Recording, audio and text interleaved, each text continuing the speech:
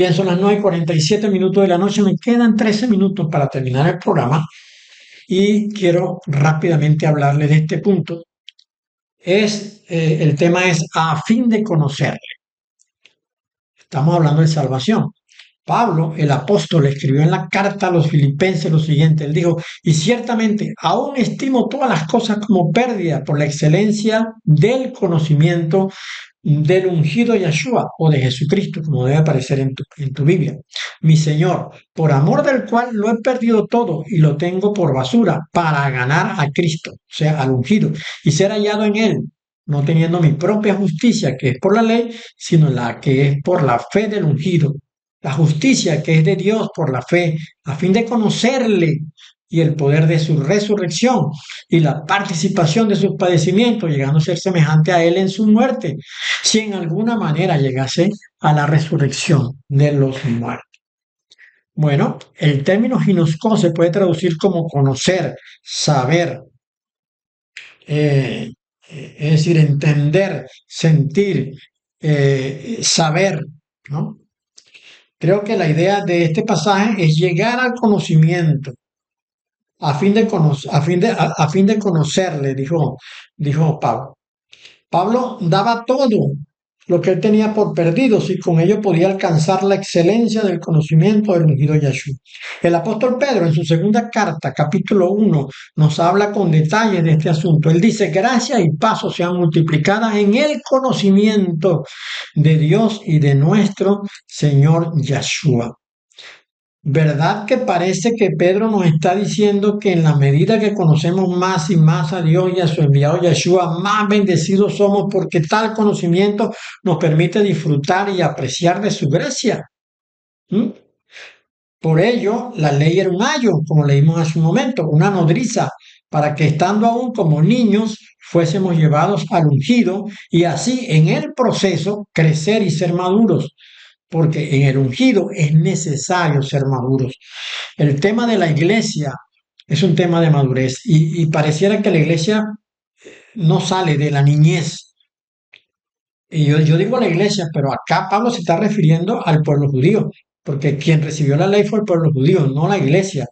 La iglesia nació en tiempo de la gracia, pero el pueblo judío nació en tiempo de la ley y era el pueblo judío el que tuvo que ser llevado como un ayo por la ley para a ungido, pero en el proceso debía ser maduro, ¿no? Bien, dice Pablo que Dios mismo constituyó a unos apóstoles, a otros profetas, a otros evangelistas, a otros pastores y maestros, a fin de perfeccionar a los santos para la obra del ministerio, para la edificación del cuerpo de Cristo, hasta que todos lleguemos a la unidad de la fe y del conocimiento del Hijo de Dios. Recordemos, a fin de conocerle, a un varón perfecto, a la medida de la estatura de la plenitud del ungido. La palabra, el término perfecto acá, la perfección de la que habla Pablo es precisamente la madurez. Es perfecto el maduro, ¿no? Y el que llega a ser maduro en su conducta es un varón o una mujer perfecto. Y el gran calibrador de esta madurez es la estatura de la plenitud del ungido. Imagínense ustedes, tenemos que alcanzar la estatura de madurez del ungido. La iglesia tiene que ser madura. Y dice que al principio Dios entregó todos estos ministerios, al comienzo de la iglesia, con el propósito de que todos llegásemos a la misma fe y llegásemos al conocimiento del Hijo de Dios. De tal manera que para los judíos era la ley, para la iglesia eran los ministerios entregados a los siervos. El propósito de las dos cosas era llevarnos a nosotros a la madurez, a la plenitud de la estatura del ungido. ¿Mm? Entonces Pablo dice, para que ya no seamos niños fluctuantes llevados por doquiera de todo viento de doctrina, por estratagema de hombres que para engañar emplean con astucia las artimañas del error, sino que siguiendo la verdad en amor crezcamos en todo, en aquel que es la cabeza de esto es Cristo, ¿no? Crecer en todo, en aquel que es la cabeza, el ungido, para que ya no seamos niños, dice Pablo. Conocer al ungido nos asegura que tendremos criterio para discernir las enseñanzas y poder decir no a aquello que no debemos seguir. Y yo insisto con esto, en conocer al ungido, porque la iglesia ha sido conducida en los últimos 500 años hacia servir o mantenerse sirviendo según la predicación del Antiguo Testamento, según las hazañas heroicas de los hombres del Antiguo Testamento, según las personalidades del Antiguo Testamento. Y se nos predica al ungido en momentos como la resurrección, en momentos como los milagros, pero no se enseña a la iglesia a conocer al ungido. Pedro nos asegura que hay estrategias de hombres que buscan engañar, usando para ello la astucia, que solo es propia e inherente a los ángeles caídos y a su descendencia, ¿no? La astucia, la sagacidad. Como hemos dicho en infinidad de programas, en el mundo hay hombres de maldad. En el mundo hay hombres de maldad que usan la astucia para engañar, hacen guerra a la descendencia de la mujer. Y ellos se han metido en la religión judía y en la iglesia del Señor para distorsionar la verdad. Lo que escuchamos, esas predicaciones que escuchamos en las iglesias hoy día, no digo todas, pero una gran cantidad de ellas, es una mentira distorsionada que aparenta ser verdad. Pero un maduro, un cristiano perfecto, un cristiano que discierne y entiende al ungido, que lo conoce, sabe reconocer que este tema no es verdad, este tema no tiene ni siquiera por qué escuchar. Y lo único que nos puede ayudar a vencer esto es el conocimiento del Señor, porque lo otro, porque el desconocimiento es inmadurez, ¿no? Es inmadurez. Pedro nos dijo, como todas las cosas que pertenecen a la vida y a la piedad nos han sido dadas por su divino poder mediante el conocimiento de aquel que nos llamó por su gloria y excelencia, por medio de las cuales nos ha dado preciosas y grandísimas promesas, ¿no? Y entonces nos da unos consejos acá, ¿no? Añadir a la fe virtud, a la virtud conocimiento, al conocimiento dominio propio, al dominio propio paciencia, a la paciencia piedad, a la piedad afecto fraternal y al afecto fraternal amor. Esto es más o menos el fruto del Espíritu, pero puesto en orden. Pero él dice que si estas cosas abundan en nosotros, no nos dejarán estar ociosos ni sin fruto en cuanto al conocimiento de nuestro Señor Yeshua el ungido.